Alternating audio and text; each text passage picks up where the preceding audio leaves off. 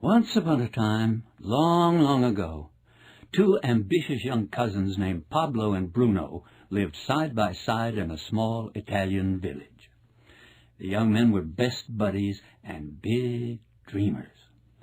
They would talk endlessly about how someday, some way, they would become the richest men in the village. They were both bright and hard-working. All they needed was an opportunity. One day, that opportunity arrived.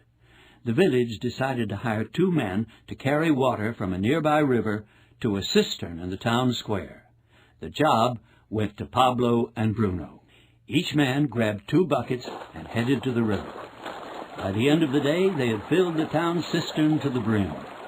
The village elder paid them 1 penny for each bucket of water. "This is our dream come true," shouted Bruno. "I can't believe our good fortune." But Pablo wasn't so sure. His back ached, and his hands were blistered from carrying the heavy buckets. He dreaded getting up and going to work the next morning. He vowed to think of a better way of getting the water from the river to the village. "Bruno, I have a plan," Pablo said the next morning as they grabbed their buckets and headed for the river. "Instead of lugging buckets back and forth for pennies a day, let's build a pipeline from the river to the village." Bruno stopped dead in his tracks. "A pipeline? Who ever heard of such a thing?" Bruno shouted. "We've got a great job, Pablo. I can carry 100 buckets a day. At a penny a bucket, that's $1 a day. I'm rich. By the end of the week, I can buy a new pair of shoes. By the end of the month, a cow. By the end of 6 months, I can build a new hut. We have the best job in town. We have weekends off and 2 weeks paid vacation every year. We're set for life. Get out of here with your pipeline." But Pablo was not easily discouraged. He patiently explained the pipeline plan to his best friend. Pablo would work part of the day carrying buckets, and then part of the day and weekends building his pipeline. He knew it would be hard work digging a ditch in the rocky soil, and because he was paid by the bucket, he knew his income would drop at first. He also knew it would take a year, possibly 2, before his pipeline would start to pay big dividends. But Pablo believed in his dream, and he went to work. Bruno and the rest of the villagers began mocking Pablo, calling him "Pablo, the pipeline man." Bruno, who was earning almost twice as much money as Pablo, flaunted his new purchases. He bought a donkey outfitted with a new leather saddle, which he kept parked outside his new 2-story hut. He bought flashy clothes and fancy meals at the inn. The villagers called him Mr. Bruno, and they cheered when he bought rounds at the tavern and laughed loudly at his jokes. While Bruno lay in his hammock on evenings and weekends, Pablo kept digging his pipeline. The first few months, Pablo didn't have much to show for his efforts. Work was hard, even harder than Bruno's, because Pablo was working evenings and weekends too. But Pablo kept reminding himself that tomorrow's dreams are built on today's sacrifices. Day by day, he dug an inch at a time. "Inch by inch is a cinch," he chanted to himself as he swung his pickaxe into the rocky soil. Inches turned into 1 foot, then 10 feet, then 20, 100. "Short-term pain equals long-term gain," he reminded himself as he stumbled into his humble hut, exhausted from another day's work. He measured his success by setting and meeting his daily goals, knowing that over time the results would far exceed his efforts. "Keep your eyes on the prize," he repeated over and over as he drifted off to sleep, accompanied by the sounds of laughter from the village tavern. "Keep your eyes on the prize." Days turned into months. One day, Pablo realized his pipeline was halfway finished, which meant he only had to walk half as far to fill up his buckets. Pablo used the extra time to work on his pipeline. The completion date was advancing faster and faster. During his rest breaks, Pablo watched his old friend Bruno lug buckets. Bruno's shoulders were more stooped than ever. He was hunched in pain, his steps slowed by the daily grind. Bruno was angry and sullen, resenting the fact that he was doomed to carry buckets day in and day out for the rest of his life. He began spending less time in his hammock and more time in the tavern. When the tavern patrons saw Bruno coming, they'd whisper, "Here comes Bruno, the bucket man." They'd giggle when the town drunk mimicked Bruno's stooped posture and shuffling gait.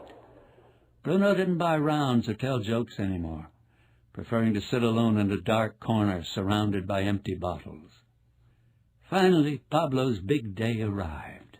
The pipeline was complete. The villagers crowded round as the water gushed from the pipeline into the village cistern. Now that the village had a steady supply of fresh water, people from the surrounding countryside moved into the village, and it grew and prospered. Once the pipeline was complete, Pablo didn't have to carry buckets anymore. The water flowed whether he worked or not. It flowed while he ate, it flowed while he slept, it flowed on the weekends while he played. The more the water flowed into the village, the more the money flowed into Pablo's pockets. Pablo the pipeline man became known as Pablo the miracle maker. Politicians lauded him for his vision and begged him to run for mayor. But Pablo understood that what he had accomplished wasn't a miracle. It was merely the first stage of a big, big dream. You see, Pablo had plans that reached far beyond his village. Pablo planned to build pipelines all over the world. The pipeline drove Bruno the bucket man out of business, and it pained Pablo to see his old friend begging for free drinks in the tavern. So Pablo arranged a meeting with Bruno. "Bruno, I've come here to ask you for your help." Bruno straightened his stooped shoulders and his dark eyes narrowed to a squint. "Don't mock me," Bruno hissed. "I haven't come here to gloat," said Pablo. "I've come here to offer you a great business opportunity. It took me more than 2 years before my pipeline was complete, but I've learned a lot during those 2 years. I know what tools to use, where to dig, how to lay the pipe. I kept notes as I went along, and I've developed a system that will allow me to build another pipeline and then another and another. I could build a pipeline a year by myself, but that would not be the best use of my time. What I plan to do is to teach you and others how to build a pipeline, and then have you teach others, and have each of them teach others, until there's a pipeline to every village in the region, then a pipeline to every village in the country, and eventually a pipeline to every village in the world. Just think," Pablo continued, "we could make a small percentage on every gallon of water that goes through those pipelines. The more water that flows through the pipelines, the more money that will flow into our pockets. The pipeline I built isn't the end of a dream. It's only the beginning." Bruno finally saw the big picture. He smiled and extended his calloused hand to his old friend. They shook hands and then hugged like long-lost brothers. Years passed.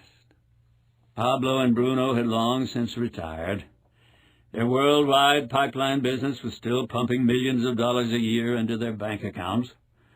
Sometimes on their trips through the countryside, Pablo and Bruno would pass young men carrying water buckets. The childhood friends would pull over and tell the young men their story and offer to help them build their own pipeline. A few would listen and jump at the opportunity to start a pipeline business, but sadly, most bucket carriers would hastily dismiss the notion of a pipeline. Pablo and Bruno heard the same excuses over and over. "I don't have time. My friend told me he knew a friend of a friend who tried to build a pipeline and failed. Only the ones who get in early make money on pipelines. I've carried buckets all my life. I'll stick with what I know.